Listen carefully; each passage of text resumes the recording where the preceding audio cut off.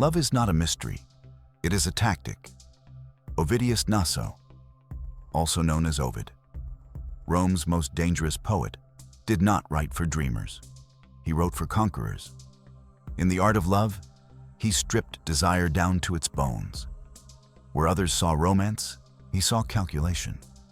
Where others saw passion, he saw discipline. Where others trusted fate, he taught men to act. He revealed that attraction is not given, it is taken, it is engineered, it is bent by those who know the rules. This was Ovid's crime. He declared love a weapon, and Rome feared him for it. For this, Augustus exiled him. But his manual survived. And it begins here, not with feelings, not with destiny. I will be breaking down his strategy in 3 videos, so please subscribe to get the next one. But with the first weapon of desire, the hunt. Ovid's first law was simple. Never wait for love to stumble into your path. Desire is not born in silence. It is created in the right terrain. In Rome, that terrain was the circus, the theater, the festivals, the banquets. These were not neutral spaces. They were engines of emotion. The crowd roared, hearts quickened, laughter spilled like wine.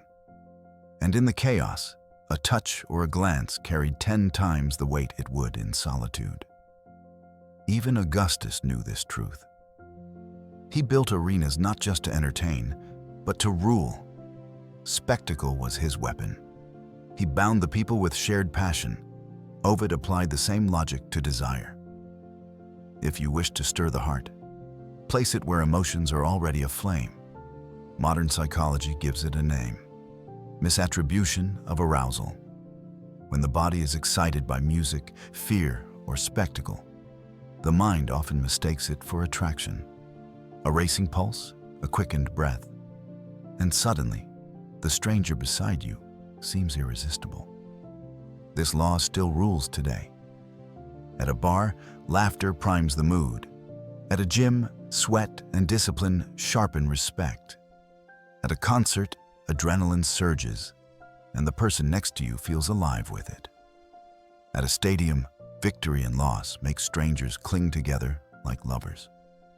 Even online, the man who steps onto digital stages multiplies his presence. Stay home, and you vanish. Step into arenas, and you borrow their power. Love does not begin in the heart. It begins on the stage. Do not wait. Hunt. So if you want love, you place yourself where emotion already burns. You walk into the noise, the lights, the energy. You let the stage work for you, and only the man who enters the arena is seen. A fool charges blind. A hunter studies first.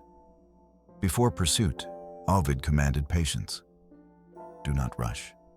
Do not reveal yourself too soon. Watch. Every gesture is a signal.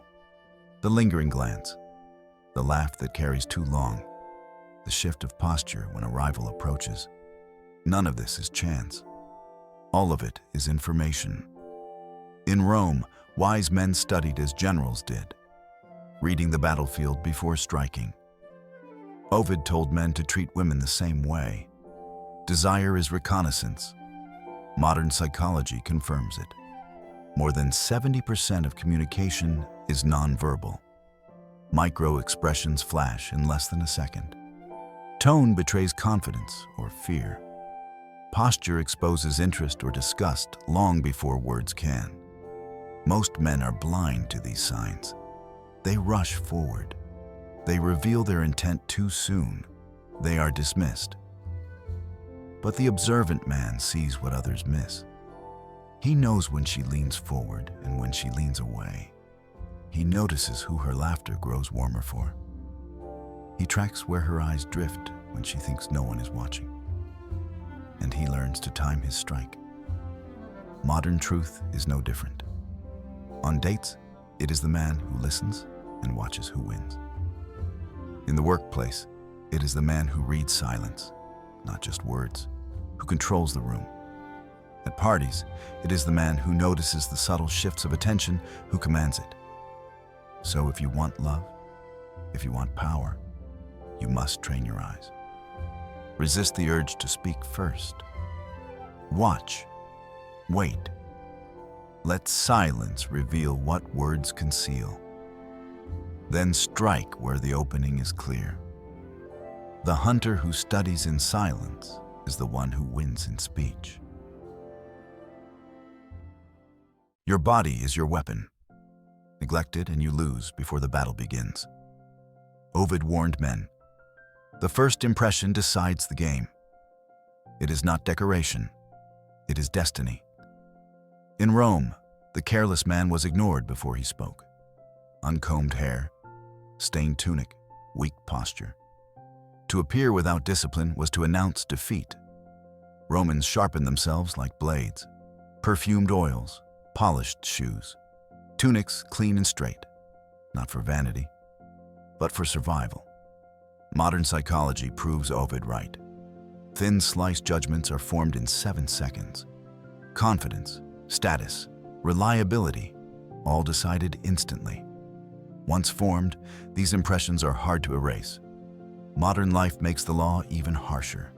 Enter a room sloppy, slouched, indifferent, and you are invisible.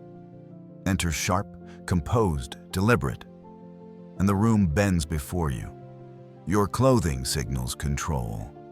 Your posture signals power. Your grooming signals discipline. Every detail speaks before you open your mouth. The careless body wins no battles. The sharpened body commands the field.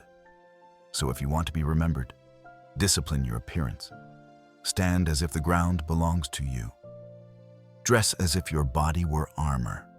Move as if every gesture were deliberate. The world judges you before you speak. If you master the first 7 seconds, the rest of the game tilts in your favor. Do not storm the gates. Test them. Ovid counseled subtlety. The first strike must feel like chance. In Rome, he told men to lean close in crowded seats, to let hands brush, to slip words beneath the noise of the crowd. What seemed accidental was design. Why? Because defenses rise against open attack. Sudden declarations trigger resistance. But a playful touch, a light remark, these pass beneath the shield. Modern psychology names it the foot-in-the-door effect.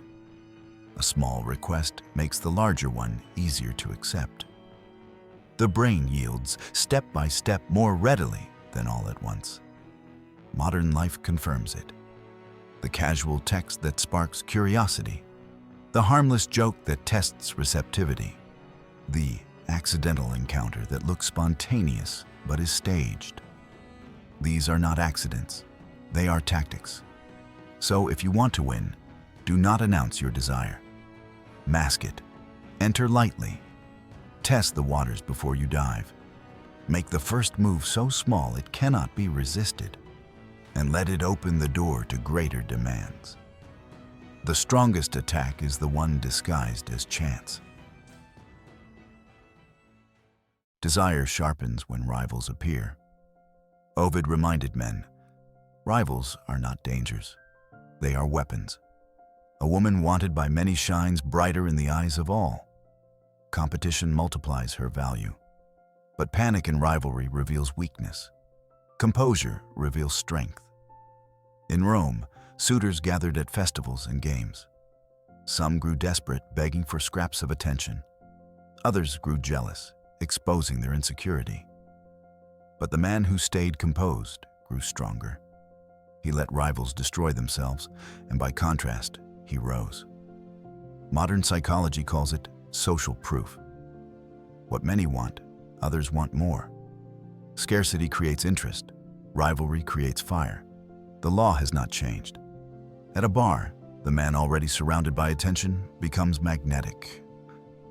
In business, the worker courted by multiple companies gains leverage before the negotiation begins. In life, The artist praised by many is admired before his work is even seen. Attention contested is attention intensified. Rivals are not threats. They are tools. Use them. So if you want to raise your value, do not flee from competition. Step into it. Stand calm while others fight for scraps. Let their jealousy magnify your worth. Do not chase to prove yourself. Make others compete to prove themselves against you. Use rivals as your stage. Their struggle is your crown. Thus begins Ovid's dark manual, not with passion, not with surrender, but with strategy, with laws. The hunt is the foundation, the terrain, the observation, the appearance, the approach, the competition. Together, they strip away illusion. Love does not begin in the heart. It begins in the hunt. This was Ovid's revelation. And Rome feared it. To expose desire as a system was to give ordinary men the weapons of emperors. And for this, Augustus cast him out. But his words survived. And they remind us still. He who waits for love is ruled by it. He who hunts for love rules it. Subscribe for the part 2. See you.